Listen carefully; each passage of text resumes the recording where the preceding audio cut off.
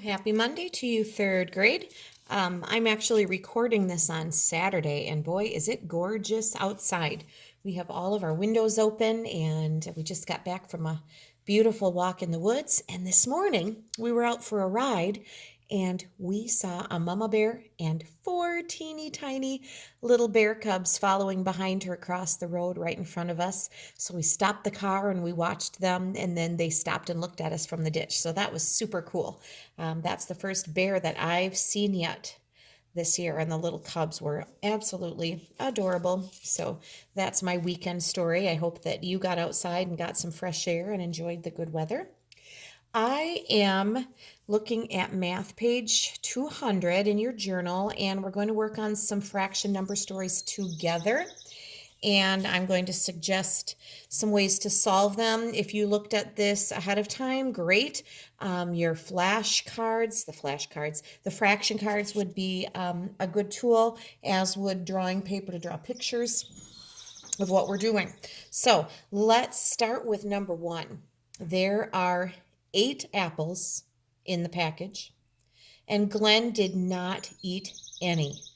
What fraction of the package did Glenn eat? So if he didn't eat any, he ate 0, and 0 as a fraction out of 8 apples altogether would simply be 0/8. We really shouldn't need to draw a picture for that one. We shouldn't need to get out our fraction cards. Hopefully you understand that if we have to write nothing as a fraction, we just want that denominator to represent how many things we are talking about or how many pieces. So I'm going to go across to number 2. Anik bought a dozen eggs at the supermarket. When he got home, he found that 1/6 of the eggs were cracked. How many eggs were cracked? All right, so we need to stop and think now for a minute. If he bought a dozen eggs, he bought 12 eggs. 12 is a dozen. So I drew kind of a simple picture of a dozen eggs. But it says when he got home, it wasn't 1/12 that was cracked. It was 1/6.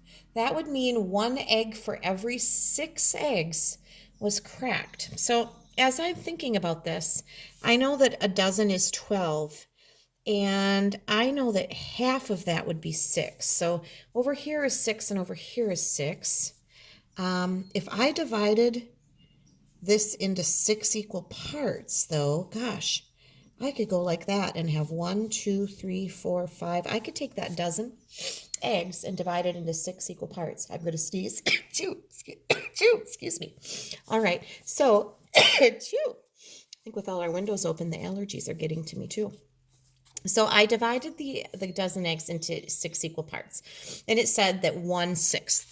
So one of the 6 parts were broken. So actually, 1/6 would be 2 of the eggs. And so that is how I would figure that one out. I would think of it that way. Number 3, Shantae used 2/3 of a package of ribbon to wrap presents. Did she use more or less than 3/4 of the package? Well, we have some ribbon. We're basically asked to compare 2/3 to 3/4. Now, I kind of took a guess that those two might be in my fraction card deck, and so I dug those out. I could draw a picture, but to save time today, I did find these quite easily. You can see that 2 out of 3 is a little less than 3 out of 4. So now let's look back at the question. Did she use more or less than 3/4? If she used 2/3, she used a little less than 3/4 of the package. So that one, you might have to read the question sometimes more than once, a few times even, to understand what they're asking. And then whatever tool, as I said, if I didn't have fraction cards close by, I could have easily drawn a picture. There are other methods that you can use too that I haven't taught you yet that you'll be learning as you move on through the grades that can help you to compare a fraction. Moving on to number 4, I had 2 whole cookies. I gave you 1/4 of 1 cookie. How many cookies did I have left? Well, that kind of reminds me of those apple problems with mixed fractions that we did last week. I'm going to draw my cookies. I had 2 whole cookies. I gave you 1/4 of 1. So I would have to divide that cookie into 4 equal parts and say, well, I gave you 1/4 of one cookie. What's left? 1 whole one and 3 parts out of 4, which would mean, and I should have flipped these the other way, but essentially 1 3/4 cookies would be left. 1 whole one and 3/4 of another would be left there.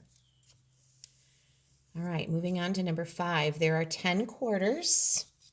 You have 3. I have 2. What fraction of the quarters do you have? Now, it doesn't ask how much money do you have. It just asks what fraction of them. So it's almost like having 10 counters or 10 marbles. It's just another thing that you could have. So you have 10 quarters. If you have 3 and I have 2, all right, what fractions of the quarters do you have? You have 3. So you has 3 out of 10, 3/10. What fraction of the quarters do I have? I have 2 out of 10. Now here's where a little new learning comes in. We haven't talked about this yet. What fraction of the quarters do we have together? If one of us has 3/10 and another has 2/10, together we would have 5/10. Now, you can actually add fractions that have the same denominator by simply adding the top, the numerators. And so 3 plus 2 is 5. And the 10, we don't add 10 plus 10 is 20, like some people might think. We just slide that denominator across. If you have 3/10 and I have 2/10, that is 5/10 altogether, which is also 1/2 of the quarters, right? So what fraction do we have together? We have 5/10, or we could call it 1/2. I hope that makes sense. We will talk a little more this week about adding fractions, so let's just kind of hold that thought for a little bit. Number 6, one day Edwin read 1/3 of a book. The next day he read another 1/3 of the book. What fraction of the book had he read after 2 days? Now you're adding fractions again there, aren't you? So you would have 1/3 plus 1/3. The denominators are the same. You're talking about thirds. And if you drew a picture of it, and if you divided your book into thirds and showed it in a picture form, Edwin read 1/3 one day, and the next day he reads another third. And you can see there in the picture form that he has read 2 out of 3 parts. And if you add it like this going across, add your numerators, 1 plus 1 is 2, and you keep your denominator the same, you would have 2/3. He has read 2/3 of the book after 2 days. And what fraction does he have left to read? You can see there, although I didn't draw the parts as neatly and carefully as I should have, you can see that there is 1/3 left. Now, just showing you one more thing going with that problem, 2/3 plus 1/3 should be the whole book. 2 plus 1 is 3/3. See what I did there? And again, keeping that denominator, just sliding it across and only adding your numerator, you would have 3/3, which would be the whole book. All right, moving on to number 7. Dorothy walks 1 1/2 miles to school. Jamie walks 1 2/4 miles to school. Who walks the longer distance? All right, so if we think about this now, they both walked 1 whole mile, and then one of them walks 1/2 and one of them walks 2/4. What do you know about 1/2 and 2/4? And we've definitely talked about this before. What do you know about how those two compare?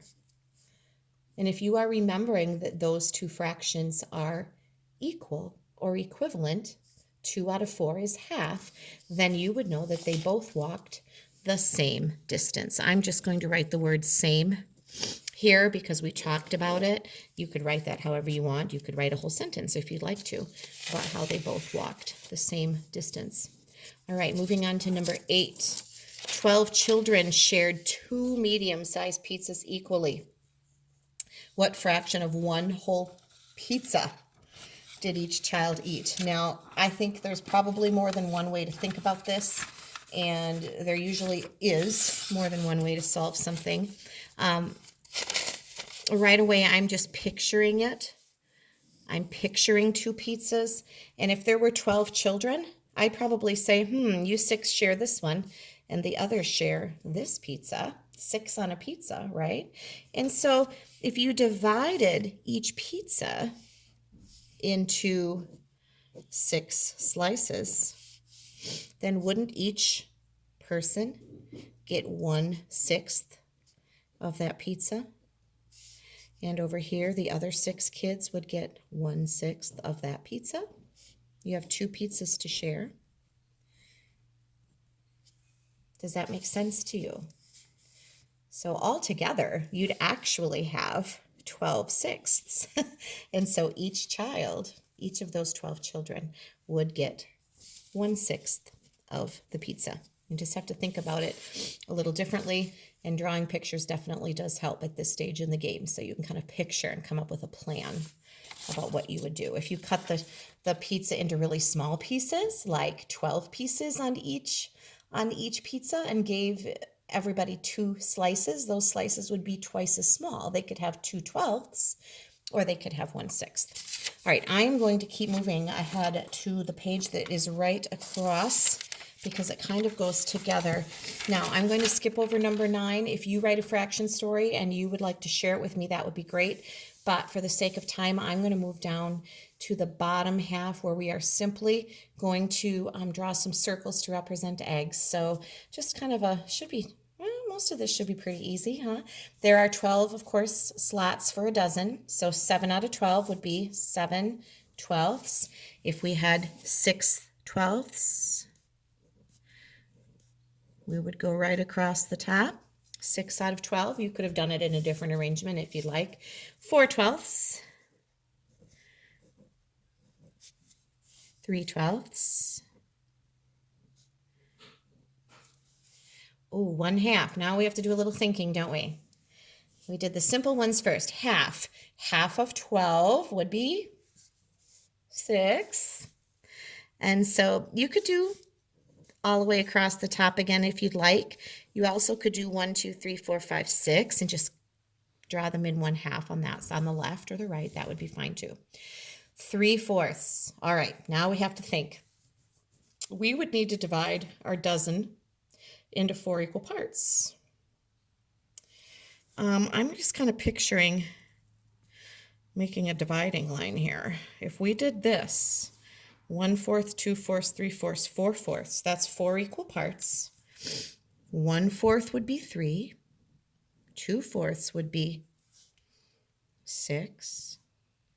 3/4 would be 9.